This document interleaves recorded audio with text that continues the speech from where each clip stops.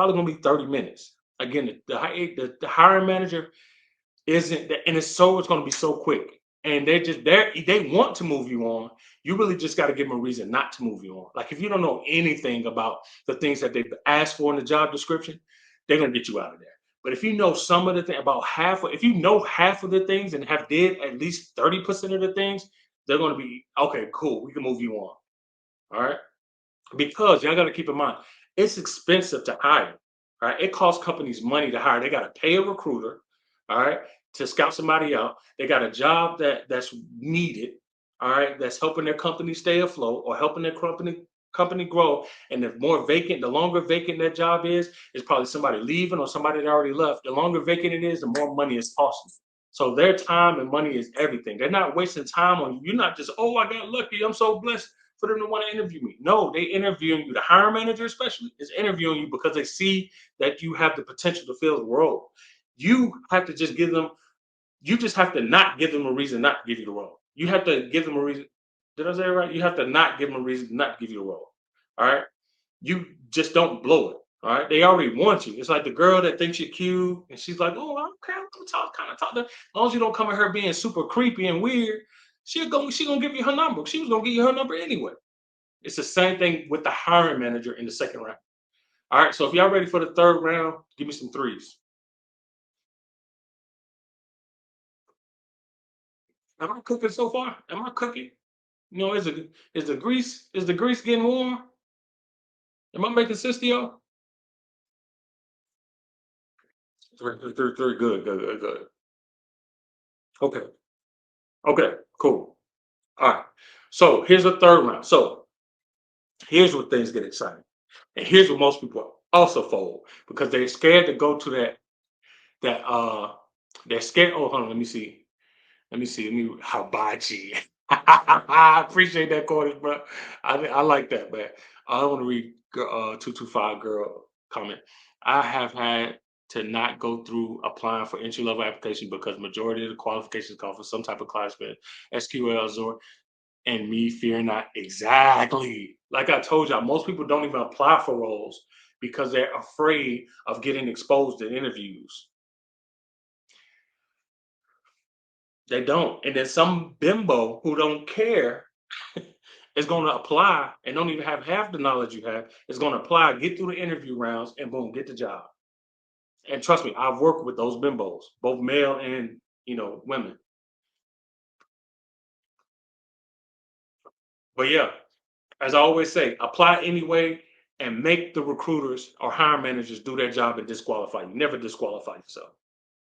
Never. If when you get that call from that recruiter, and you get past that recruiter, yeah, I got this, yeah, I know this, yeah. And even if you don't know it, 'cause they don't know, they can't verify. Because they don't know. Just yeah, I know this, yeah, I know this, yeah, I know this. It's when you get to the hiring manager, you need to have done your Googles, you need to have go through some Azure, go through some SQL commands, go through some AWS. Oh yeah, well, I don't do that in my current role, but I had a project where I had to run some do some compare and contrast of different various columns and bring them together and I don't know SQL that well myself, but I know a little bit.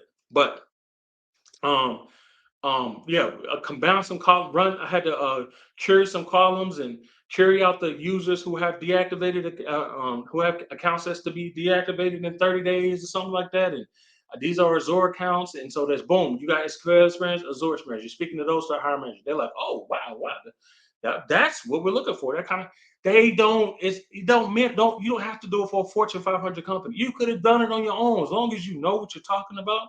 You have some semblance of what you're talking about. You could paint some picture of a story of a time that you touched that or did that. That's all they care about. Even if you had to Google the whole thing and YouTube the whole thing and use Chat GPT to help you do, like they don't care. Being resourceful is a skill. All right, is a skill that they love when newbies, especially self-taught newbies, are resourceful. All right, because you're going to have to get and be resourceful when you get on these calls. Because I promise you, you're going to run into things you don't know and don't have no idea about what is, and you're going to have time to go research those things or ask people who do know. Be resourceful. So the next time you see things like that, I see people get spooked by qualifications all the time. Stop letting those qualifications spook you. Apply anyway and make the hiring managers and recruiters do their job and disqualify you. If you might, you're gonna be in most cases, you're gonna be highly surprised what you qualify for. I know I did when I first got my first cloud architect role. I was like, y'all really gonna hire me and pay me as an architect? I ain't never been a cloud. But I applied and then they pushed me through, got through the interview, da da da. All right, so let me get to the third one because I really want some of my White Foster tonight. It looks really good. And it tastes really good. And I'm really hungry. The third one, this is the technical round, baby. This is the technical round. Now, here's what most people fear, especially newbies. They fear, and these are even professionals who have been cloud engineers in the field, but they're looking to go to the next level of senior cloud engineer, mid cloud engineer, or even a cloud architect or what have you. And they just feel, oh, they're going to crush me. No, they're not. They're going to ask you maybe. First off, none of these people want to be here in these interviews as much as you. The only person that's probably excited to do these interviews are the recruiters because it's their job. All right. The rest of these people, maybe the hiring manager might be a little happy too. Maybe not. Because they're getting an HR person using, they got 1,000 other things to do. But the engineers, none of them want to be there in these interviews. All right. So they don't want to be sitting here doing all this research to quiz you on because they got like 8 other or candidates or 6 other candidates or 3 other candidates to talk to. They're only at most usually going to ask you between 3 to 4 technical questions. The leading question they're going to ask you is they're going to say, tell me about yourself. That is when the ball is in your court to run. Run as far down the field as you much possibly can by squeezing out the juice of your story. This is when you need to be a good salesman. All right. You need to sell them on your story of how you basically fostered yourself to become a cloud professional. All right. To become knowledgeable, to have credential, to be credentialed. Tell them, only just tell them the glory stuff. Tell them the ugly parts too. They love hearing when you got stuck on something. What did you do? They love hearing when you couldn't process something or it didn't work. What did you do? They love that. Especially during the technical round. They love what did you do when it didn't work? When pressure was on, when the client was peed off, when a customer was upset. They want to know that. What did you do to get around it? If you had to Google, if you had to YouTube, if you had to talk to a chat tech group that you're part of, if you had to talk to the other students in your BCE cloud training camp, what did you do? That stuff is going to show them that how resourceful you are and what lengths you're willing to go through to solve a problem. Because that's what they're paying you for, to solve a problem. They're not paying you to be an instructor and know everything. They're paying you to solve problems. All right. Good money at that. So the technical rounds aren't something to be intimidated about, it's something to be excited about. Because and guess what? If you don't get past the technical round, guess what? You learned what kind of because most of the questions are going to be the same across various companies, especially the technical questions. And some of these, and not even some, most times these questions they're asking are things they're pulling off Google. What is a security group? What's the difference between an IAM and a Google bucket? IAM and a service account. What's the difference between and they're not going to go super specific and say, well, tell me all EC2 family types. They don't care. That's not relevant to the role. They're just going to ask you, well, if I were to ask you how to deploy, I need an application. We have front end engineers who just built the application and they need to deploy it to AWS Cloud. Tell me the steps you will go through. Now, all these steps don't have to be perfect. You can misstep some things. You can first start off by saying, well, to my knowledge, you're setting the standard already. Like, look, there's things I'm not aware of, but here's what I am aware of. Boom. Well, I know that I received the code, I received the application. I want to know. Well, I asked them, well, what kind of servers do they need? Do they need Linux servers? Do they need to be Windows servers? Do they need to be the latest and greatest? Do they have to be a specific version? Okay, cool. They need Linux servers. So I set up my Linux servers, all right, in my IIC environment.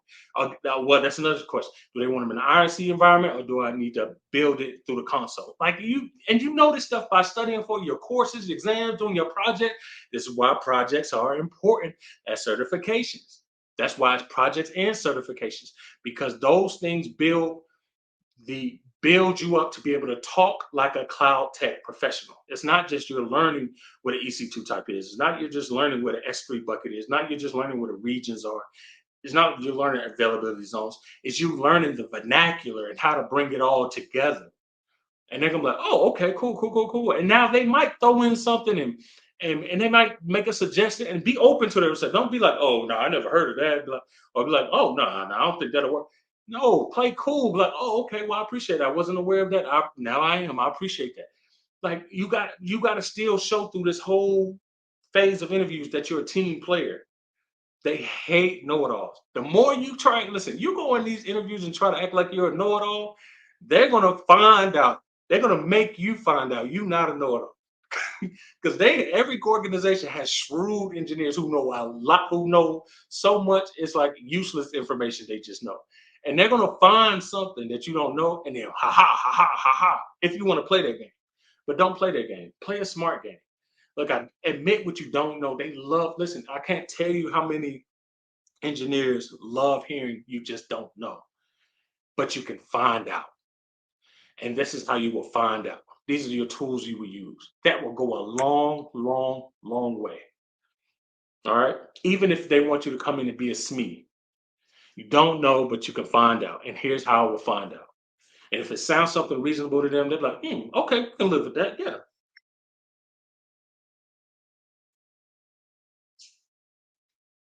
So did that make sense to y'all? That's the technical round. Again, they're going to at most ask you 3 to 4 questions. They're not going to quiz you 10. If anybody in the technical round is quizzing you more than 6 questions, that's likely going to be an organization you don't want to work for anyway, because they're not really looking for a they're not looking for talent to fill a gap.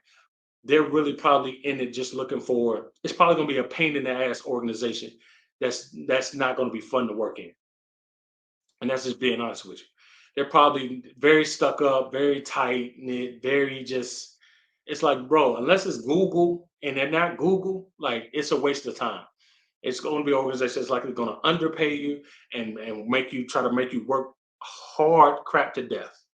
All right. But most good companies aren't asking you more than 4 to 5 questions. And it's going to last usually between 30 minutes to an hour, not because they're gonna ask you so many questions. It's because these are long form questions and answers, and y'all are dialoguing the whole time. How are you doing? I'm doing well. Where are you at? I'm in Atlanta. Oh, well, how's the weather in Atlanta? Oh, well, the weather's cool, but it's kind of warm today. And but it's been storming all week. Oh man, that's crazy. It's been storming up here in Seattle. That already took 30 seconds.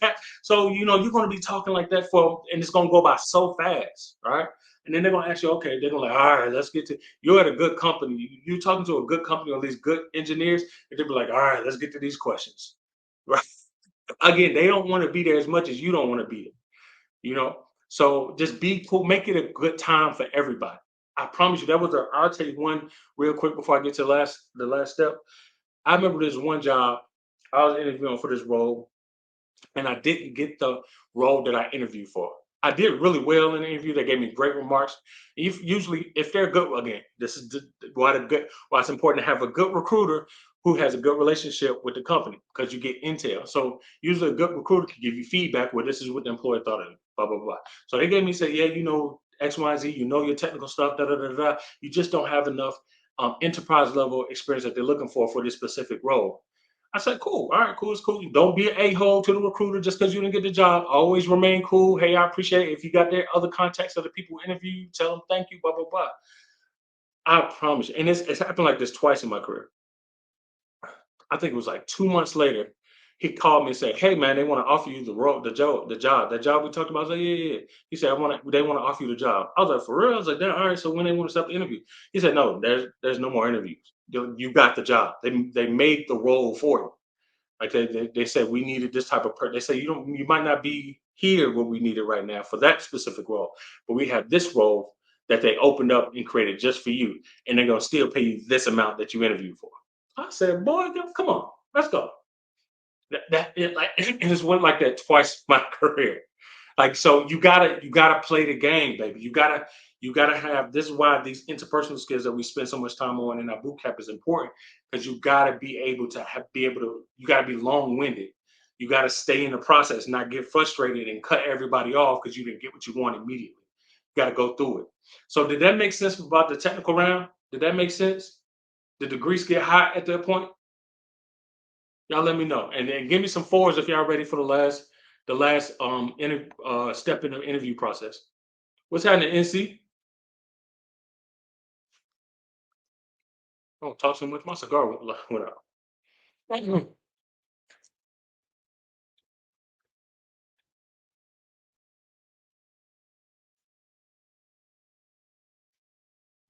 Okay, cool. Cool, cool, cool. Cool. All right, so here's the last step. Now, the last step is you're going to usually be they're gonna call you for the interview, like interview went great, technical round went great, da da da da. Usually in the technical round again, they're not looking for you to know everything. They're just looking for you not they're looking for you to blow your own opportunity. All right.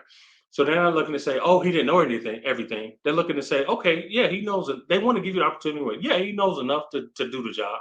Because in most cases, the engineers who are doing technical round are the persons who do this every day. They're actually the best people to talk to and ask questions about the job because they do this every day. They're in the weeds of doing the job every day. And in most cases, they know if you know enough to do the job or not. And even regardless of what the job board says, the job board might be asking for 80 things. They know on that job board, you're really only doing two or three consistently.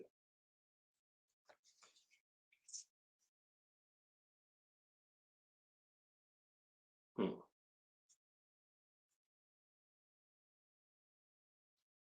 So that's why I say you should be excited for the technical round. All right. So last round, you get into that. All right, you got past the recruiter, you got past the hiring manager, you got past the technical round.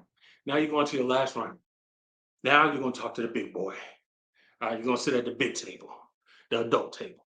And you're either going to be sitting with the VP or the director themselves. All right, you're gonna love this part.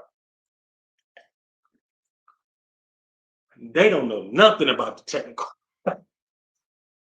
Excuse me. They don't know nothing about the technical technical requirements of the job. Really, they really don't. They so far removed. They're a C-level suite executive. All right, but they care about culture, and they're trying to cultivate a specific kind of work culture. Some of them want a more diligent work corporate culture, a more disciplined work culture, one that's more serious, one that's a little bit lighthearted. Everybody varies, but this is purely a personality interview. You cannot blow this fourth interview. When you get to that fourth round, it's usually a difference between you and the other candidates. All right, it's really going to be based off of likability at this point. Not even likability, but just meshability. Your mesh with the culture that VP or that director envisions for that department or organization.